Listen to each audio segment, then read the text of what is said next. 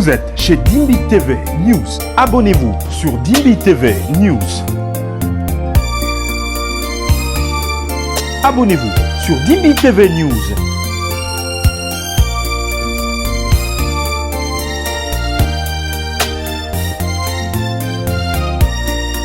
Il me posait des questions. We started talking and he was asking questions. À mes côtés. Or he was on my side actually. Alors, on a commencé à parler, il me posait des questions. We started talking and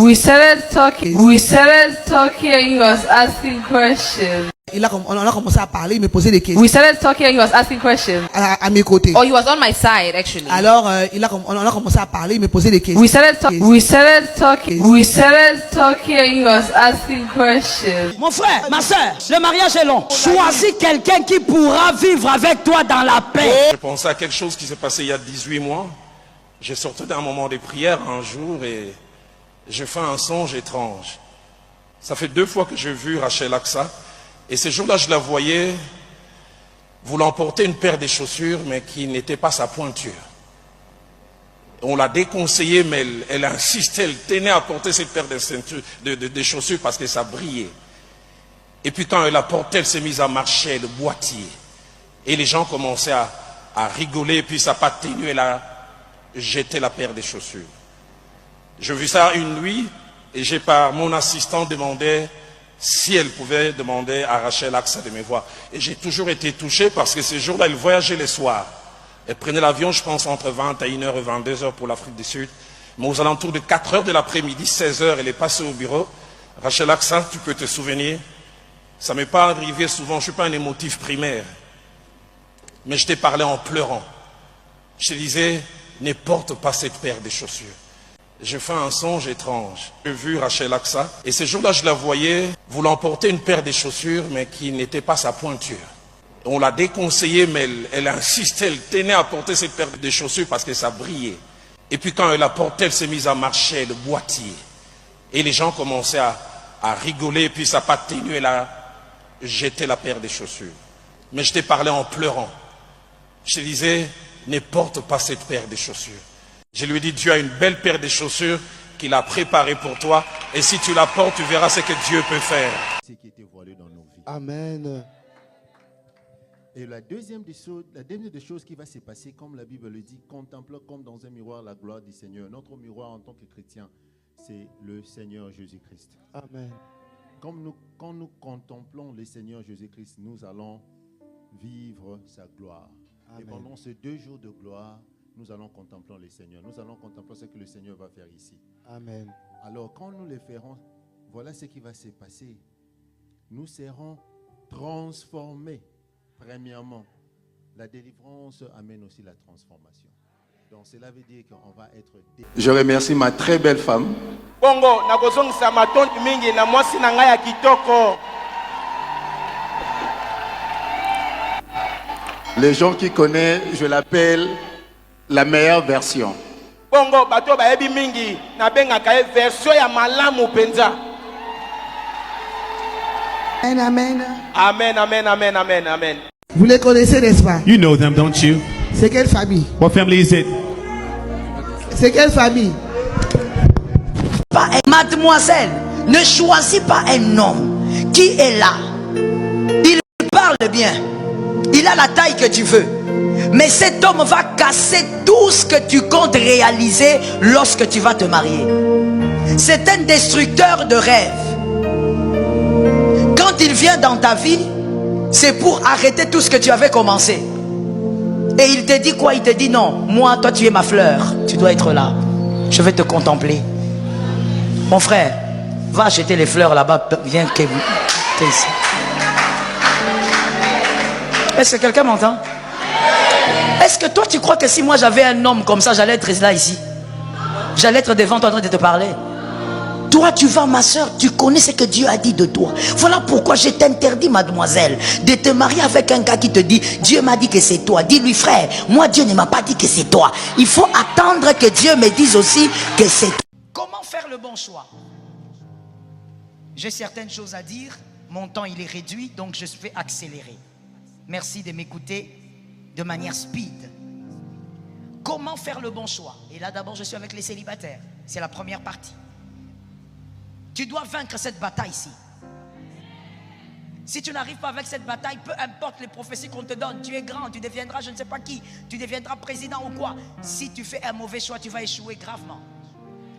Le mariage est on va dire le seul lieu qui détruit les héros, qui tue les héros. Les hommes les plus excellents ont des destinées abruties à cause du mariage.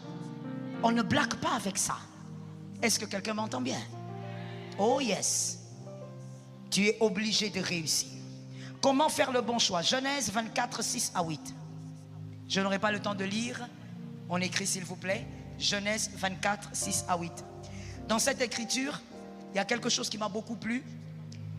Abraham dit au plus vieux de ses serviteurs, lorsqu'Isaac devait se marier, écoutez-moi très bien.